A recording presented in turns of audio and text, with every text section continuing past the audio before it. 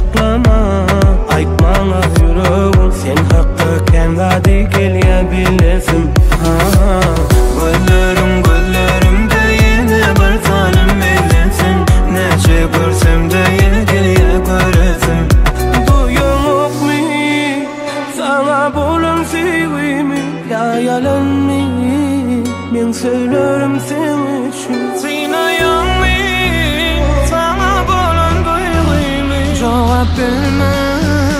Yeni dünyanın için. Ben yüreğimde yok mu? Yok mu? Söyleyen yok mu?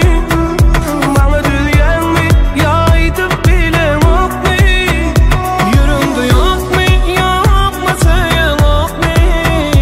Bana duyan mı? Yaydıp bilen yok mu?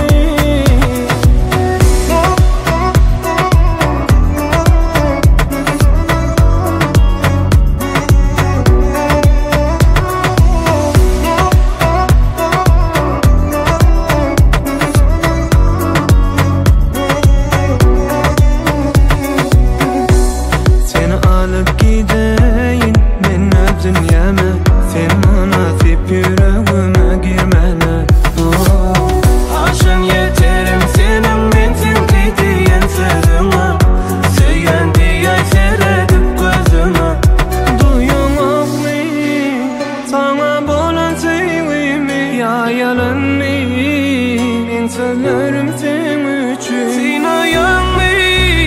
Sana bolan duygumu cevap verme. Yine dünyanın